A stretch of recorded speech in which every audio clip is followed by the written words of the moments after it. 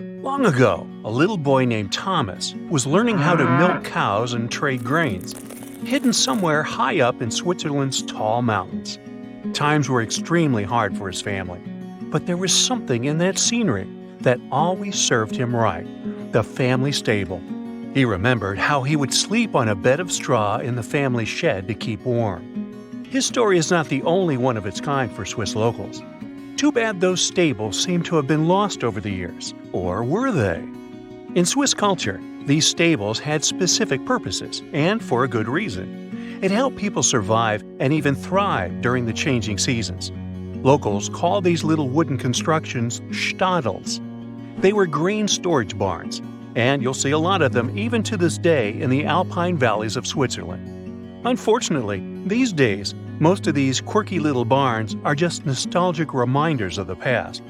Most owners of Stadels have neglected them for the past 30 to 40 years. Some Stadels were even left completely abandoned. To top it all off, local laws don't allow people to turn these buildings into something else, like coffee shops or even small hotels. Happily, some locals have come up with a very creative idea to save these buildings from ruin, moving them all together to areas where local legislation would allow them to make changes. It may seem unusual, but people in ancient times used to do this too. If the weather in the mountains became too harsh, they'd just pack up their small hut and move it where they could survive. These days, the huts are moved with the help of a helicopter. Each piece of wood is carefully packed and numbered. Even old nails are transported delicately to make sure the houses are still as authentic as possible. The most fascinating aspect of these wooden houses? They look completely unchanged from the outside. But once you get in, you'll be baffled. Some of these huts are equipped with everything you can need for the perfect vacation. Nice, comfy beds, fully functioning kitchens, and breathtaking views of the Swiss Alps. Yes, they'll cuddle you in your Stadel. We're not leaving Europe just yet.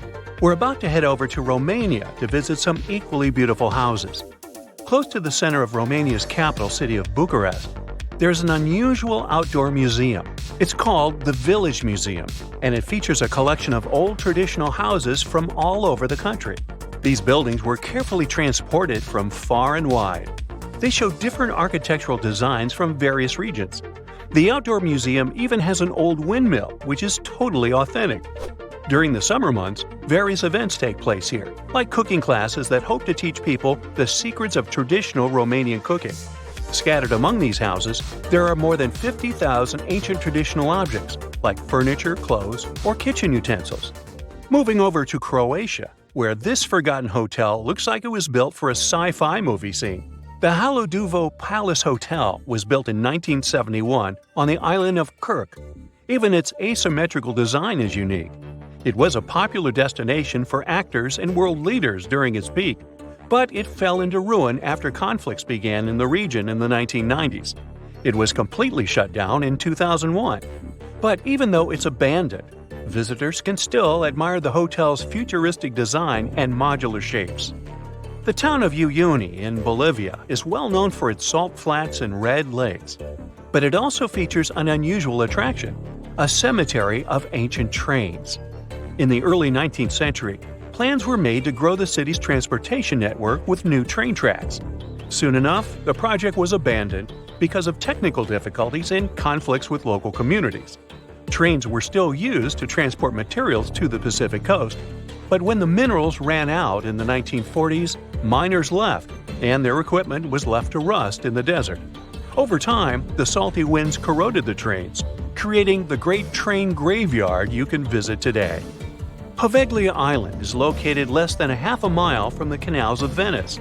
You might think it's a beautiful location, but this abandoned site hides a dark history. It was used for everything from a quarantine zone for the diseased to storage space by Napoleon himself. In its last days, it was the site of an early 20th century mental institution, home to some tragic experiments. The asylum was eventually shut down, and these days it is illegal to visit Poveglia. If you're curious, though, it can still be seen from the nearby beaches of Lido. The Michigan Theater, once a luxurious movie palace, was built in 1926 in the exact location where Henry Ford's first workshop once stood. It was an impressive building. It had 7 stories and 4,000 seats and ended up costing a staggering $5 million. However, it closed its doors in 1967. That's because more and more people started going to smaller movie theaters. Not to mention, people started buying home TVs, which meant they were less interested in going to see a movie on the big screen. After that, the space was used for various purposes until it was turned into a parking garage in the late 1970s. It might look kind of sad these days, but the theater's grand ceiling and decorated walls make it more appealing than your typical concrete parking space. Ponyhenge in Lincoln, Massachusetts is a mysterious collection of plastic ponies and rocking horses. All you have to do to see them is to travel to a local field about 14 miles west of Boston. No one knows for sure who started the collection or how it continues to grow, which only makes it weirder and more intriguing. One story says that the first horse was left there after it was used as a prop for a lemonade stand. Another speaks of the foreign plastic horse left in the field. This one supposedly was no longer needed for holiday displays, so its owners disposed of it. The startling project began somewhere in 2010, and ever since, it has gathered a lot of weird myths. Some people have even said that the ponies come to life at night. I seriously doubt it, but it does add to its mystery.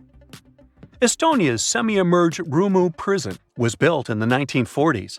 Back in the day, it was filled with inmates who were forced to work in the nearby limestone quarry. Now, it's one of the creepiest underwater sites in the world. The prison was abandoned in 1991, and the quarry was soon filled with water. Today, Rumu Prison is a popular beach and scuba diving site, where visitors can explore the submerged buildings and mining equipment.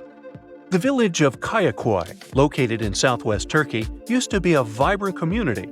During its glory days, it had a population of around 10,000 people who lived together peacefully, despite coming from different cultures. It began to lose popularity because of a local conflict that happened in the 1920s. An earthquake in 1957 only added to the decline of the village, making it a ghost town these days. There are still a couple of hundred homes to visit, if you're curious. Xochimilco is a World Heritage Site from Mexico City. It gained a reputation on the internet for its Isla de las Muñecas, which translates to the Island of the Dolls. Should you ever stroll along the beautiful canals of the area, you'll soon be creeped out by a startling discovery. The site is known for the hundreds of dolls and doll parts hanging from trees and even scattered in the grass. Sure, it may seem like a set from a horror movie, but this unusual location used to be the home of a man named Julian Santabarrera.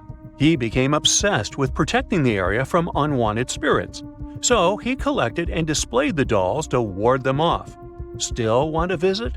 You can hire a boat to see the island from the water, where you can view the ruined house and hanging creepy dolls. No thanks. That's it for today. So hey, if you pacified your curiosity, then give the video a like and share it with your friends. Or if you want more, just click on these videos and stay on the bright side.